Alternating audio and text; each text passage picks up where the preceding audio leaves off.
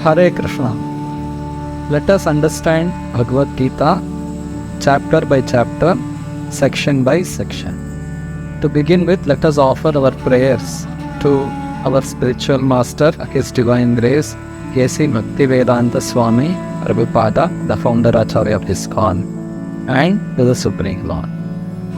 Namo Om Vishnu Padaya Krishna Presthaya Bhutale Srimate Bhakti Vedanta Swami Nitinamine Namaste Saraswate Deve Gauravani Pracharine Nirvishesha Shunyavadi Paschatya Deshatarine Jai Shri Krishna Chaitanya Prabhu Nityananda Shri Advaita Gadadhara Shri Vasadi Gaura Bhakta Vrindam Tapta Kanchana Gaurangi Radhe Vrindavaneshwari Shabhanusute Devi Pranamami Hari Priye He Krishna Karuna Sindho Dina Bandho Jagatpate Gopesha Gopika Kanta Radha Kanta Namostute Hare Krishna Krishna Krishna Hare Hare Hare Rama Rama Rama Hare Hare Om Namo Bhagavate Vasudevaya Om Namo Bhagavate Vasudevaya Om Namo Bhagavate Vasudevaya. Today we will be understanding the 5th section of chapter 4 of Bhagavad Gita. 5th section is from Shloka number 34 to Shloka number 42. This section is entitled Effect of Transcendental Knowledge. So let us understand this section. In the previous section, Lord Krishna had described various sacrifices approved by the Vedas for gradual spiritual elevation of the conditioned souls. And ultimately Lord Krishna, he had concluded that it is better that if all these sacrifices culminates in transcendental knowledge, because with the help of transcendental knowledge one can get liberated from this material world. Otherwise all those sacrifices will remain on the material platform. So in this section let us understand how to achieve transcendental knowledge and its effects. So let us understand all these things as explained by Lord Krishna. So Krishna says, Tadvidhi pranipatena pariprashnena sevaya upadekshanti te jnanam jnaninastatvadarshinaha. Just try to learn the truth by approaching a spiritual master. Inquire from him submissively and render service unto him. The self-realized soul can impart knowledge unto you because he has seen the truth. So Lord Krishna is here directing us that if you have to learn the spiritual knowledge or transcendental knowledge, we have to approach a spiritual master. Just like if you have to become an engineer, we have to approach an engineer and learn from him. If we have to become a doctor, we have to get admitted into a medical college and learn from the expert doctors. In the same way, if we have to understand God, if we have to understand spiritual knowledge, we have to approach a master of spiritual knowledge. So how to approach him and how to get spiritual knowledge is explained here by Krishna. Tadvidhi pranipatena pariprashnena sevaya. 3 things Krishna is telling. To know that absolute truth, one has to surrender to a spiritual master. We should not go to a guru and then challenge him and test whether he knows the truth or not. We should not do all these things. We have to select a person whom we feel that he actually knows who is God and he can train me also to achieve that Supreme Lord. Now, there are the qualities of a guru. No ordinary person can become a guru or a spiritual master. One who has received knowledge from a spiritual master coming in the disciplic succession from Lord Krishna himself. He is a true spiritual master. Nowadays we see that there are so many gurus and they propagate their own theories. Now whom to believe, whom not to believe? What is the right understanding? The right understanding is the original guru, original spiritual master is God himself, Krishna himself. Krishna is the original Jagat Guru. The Vedas come from the Supreme Lord Krishna. Vedic knowledge is received from Krishna himself. Krishna has compiled the Vedas in the form of Veda Vyasa. So, original Guru is Krishna. Krishna has given this knowledge to many disciples. Lord Brahma is one of the disciples of Krishna. Lord Shiva is one of the disciples of Krishna. Mother Lakshmi is one of the disciples of Krishna. And the Sanat Kumara, Sanaka, Sanatana, Sanandana and Sanaka, the 4 sons of Brahma, they are also disciples of Krishna. So these 4 parties, they teach spiritual knowledge in their disciplic succession. Lord Brahma taught this knowledge to his own son Narada Muni. Narada Muni taught it to Veda Vyasa, who wrote all these things in writing. And Veda Vyasa taught it to Madhvacharya. Madhvacharya taught it to his disciples. So in that parampara, Lord Krishna again appeared as Sri Chaitanya Mahaprabhu, and then he taught it to the 6 Goswamis of Vrindavana. And then in that parampara is Srila Prabhupada, the founder Acharya of ISKCON. So if we approach Srila Prabhupada and read his books and learn from him, we will get the true knowledge which Lord Krishna gave in the beginning. So in this way, first of all, we have to approach a spiritual master who is in the parampara, beginning from Lord Krishna himself, and then we have to surrender to him. We should not challenge a guru. Once we understand that here is a person who has seen God, who knows the signs of God, we have to surrender to him, and we can submissively inquire. We have to learn from the spiritual master everything about spiritual science. So for that sake, we can submissively inquire, and we should satisfy the spiritual master by rendering service. So by offering our services to the spiritual master will be very pleased. By the pleasure of Guru, we can please Krishna. So in this way, we have to learn the transcendental knowledge. So by learning transcendental knowledge, what we will understand is explained by Krishna in the next shloka. So Krishna says, Yajñātvāna punarmoham evam yasyasi pandava yena bhutanya sheshani drakshasi atmani athomai. And when you have thus learned the truth, you will know that all living beings are but part of me, and they are all in me and are mine. So this is transcendental knowledge.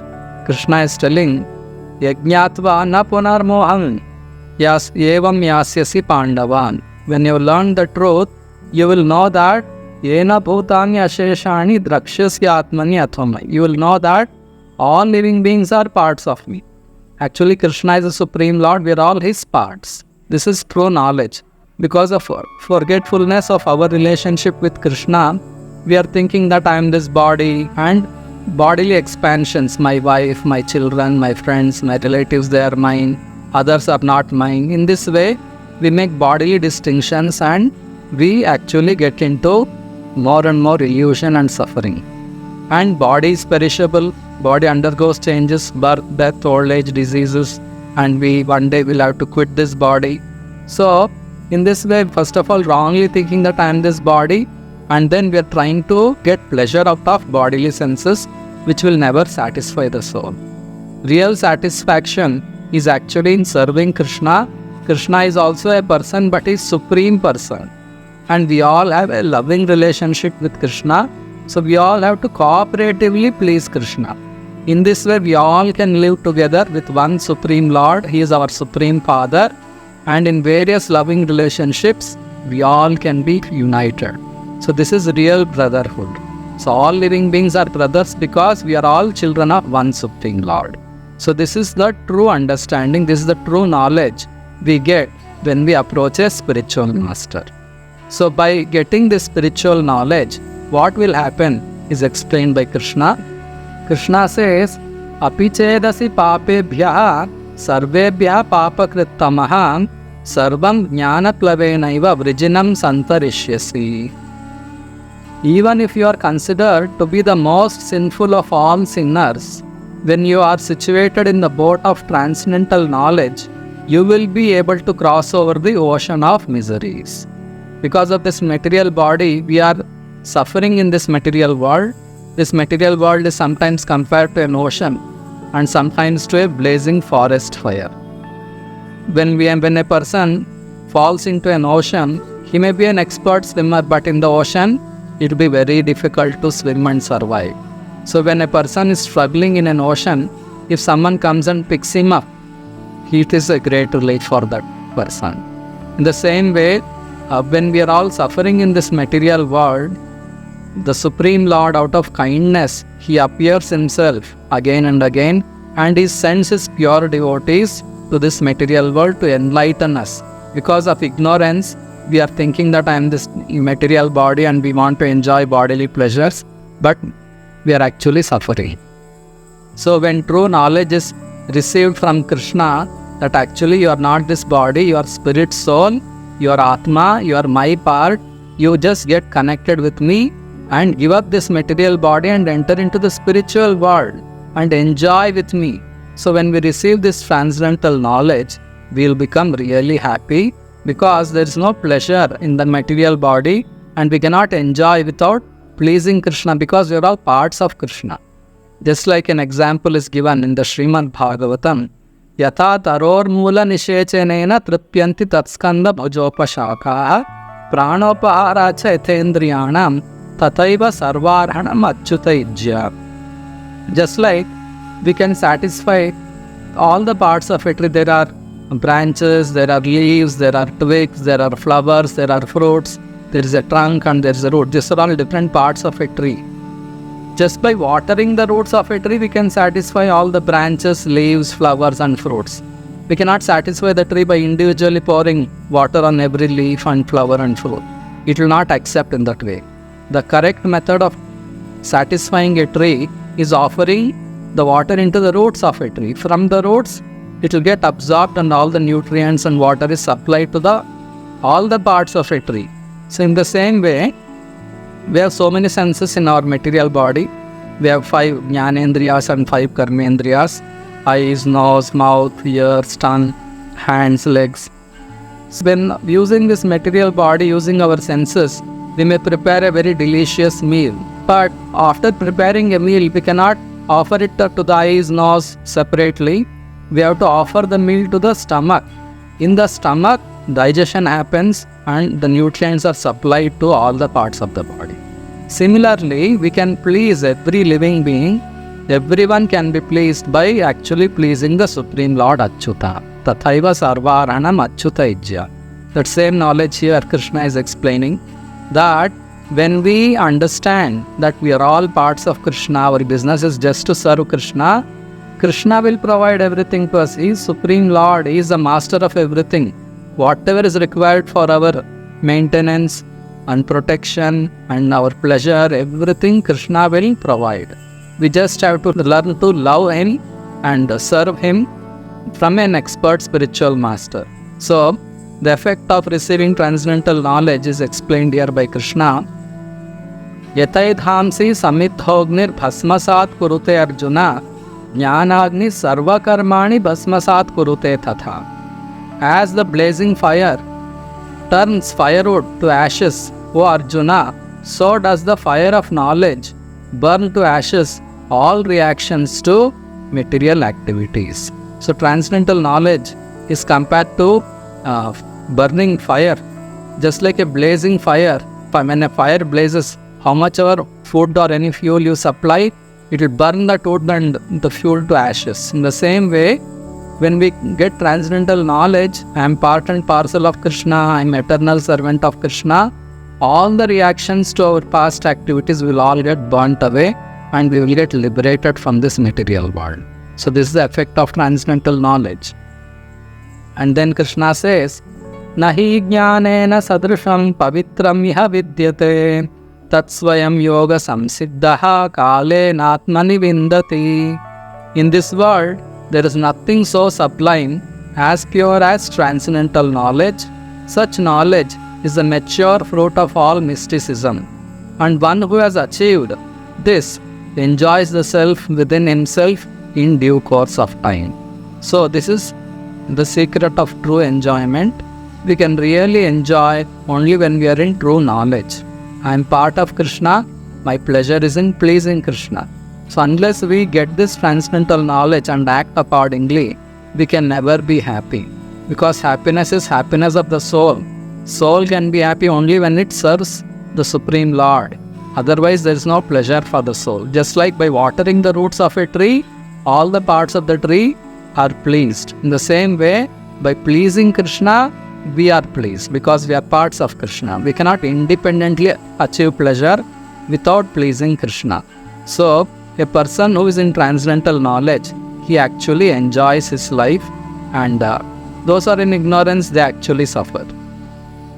And Krishna says, Shraddhavalabhate jnanam tatpara samyatendriyaha jnanam labdva param shantim achirena adhigacchati. A faithful man who is absorbed in transcendental knowledge and who subdues his senses quickly attains the supreme spiritual peace. So here again the effect of transcendental knowledge is explained by Krishna. First of all, we should have faith. Faith in Guru, faith in scriptures, faith in Krishna, that just by acting in Krishna consciousness, all perfections can be achieved. This is called faith. When you believe that by following Guru's orders, by following the instructions given by Krishna, I will achieve all perfection in life, then we are called a faithful person. And this faith can be achieved by rendering devotional service to Krishna, by hearing about Krishna, by going to the temple and having darshan of Krishna, then by glorifying Krishna, by offering prayers to Krishna. In that way, when we render devotional service to Krishna and by chanting the Hare Krishna Maha Mantra, Hare Krishna, Krishna Krishna, Hare Hare, Hare Rama, Rama Rama, Hare Hare, all the material that is covering our true knowledge will all get cleansed away, and we will get firm faith in this transcendental knowledge. We will get firm faith in Krishna, we will get firm faith in Vedic scriptures, and we will really enjoy true spiritual peace. For this, we should also learn to control our senses. While practicing devotional service, we should not allow our senses to go away from the service of Krishna. That is called sense control. We should not allow the tongue to eat anything which is not offered to Krishna. We should not see anything which is not favorable for our spiritual life. We should not talk anything other than Krishna conscious topics. In that way, we have to control our senses, and we have to have faith in the revealed scriptures. We have to have faith in Guru. We have to have faith in Krishna. In that way, we will advance spiritually and will enjoy true spiritual peace. So further, Krishna says, Ajñascha shraddhadanascha samshayatma vinashyati nayam loposti na paro na sukham samshayatmanaha. But ignorant and faithless persons who doubt the revealed scriptures do not attain God consciousness. For the doubting soul, there is happiness neither in this world nor in the next. So here we can see Krishna is clearly telling, if you doubt Krishna, if we doubt the Vedic scriptures, there are people who say, who has seen God? How do you know that what is written in Vedas is true? Why should we believe in Vedas? In that way they challenge. By challenging, one will never be happy, because we cannot do research and find out everything with our limited senses and with our limited and imperfect instruments. We all make mistakes. We are all actually imperfect in so many ways. Using our imperfect senses and imperfect instruments, we cannot know everything about creation, everything about life. On the other hand, we can receive knowledge from the Creator Himself. Krishna is the creator of everything. He Himself is telling that this is how He has created, this is the purpose of life. You can be happy by serving me. In that way, Krishna is giving transcendental knowledge. So we should have faith and follow the Vedic instructions, follow Bhagavad Gita, follow Lord Krishna. In that way, we'll be happy. By challenging, by not believing, we will never be happy. So Krishna is telling you will not be happy in this life, what to speak of the next. So therefore, it is always good to have faith in the Vedic scriptures, faith in what Krishna is telling. That will really be beneficial for us, and we will actually be peaceful and we will be happy. Further, Krishna says, Yoga sanyasta karmanam jnana sanchinna samshayam Atmavantam na karmani nibadhanti dhananjaya. Therefore, one who has renounced the fruits of his action, whose doubts are destroyed by transcendental knowledge, and who is situated firmly in the self, is not bound by works, O conqueror of riches. So, by acting in Krishna consciousness, by acting as the eternal servant of Krishna, under the guidance of a spiritual master, we will become free from all bondage. Bondage is because of material activities. When we do activities which are disconnected from the pleasure of Krishna, it is called material activities. To enjoy the reaction of the material activity, we will have to again take birth. In that way, we are caught in the cycle of birth and death. But by acting for pleasing Krishna, we will be really happy in this life and we will get liberated at the time of our death and we enter into the spiritual world. So therefore, one who has renounced the fruits of his action and whose doubts are destroyed by transcendental knowledge, who is firmly situated in the self, is not bound by his works, because he performs only inaction or akarma or devotional actions which actually liberates him from this material world. Further, Krishna says, Tasmad ajnana sambhotam hritstam jnanasinatmanah chitvainam samshayam yogam atishto tishtha bharata. Therefore, the doubts which have arisen in your heart out of ignorance should be slashed by the weapon of knowledge. Armed with yoga, O Bharata, stand and fight. So Krishna is concluding here that because of ignorance, you are thinking that you are this body and here Pitamaha Bhishma is your grandfather and here are your friends, here are your relatives, and you are actually wanting to avoid fighting because of ignorance. But take this true transcendental knowledge that you are my part, your duty is to just to please me. I have desired this fight, I have assembled all these kings here to kill them all, so you serve me by fighting with them and killing them. So Krishna is now telling Arjuna that you give up this moha maya, give up illusion, and you be situated in true knowledge that you are my eternal servant and just do the way I like. So we are all servants of Krishna. Our duty is to just to please Krishna. Under the order of Krishna, we have to be ready to do whatever Krishna desires. That is called true surrender. So Krishna is now encouraging Arjuna to give up ignorance and stand and fight. So we will understand next what happens in the 5th chapter. Hare Krishna.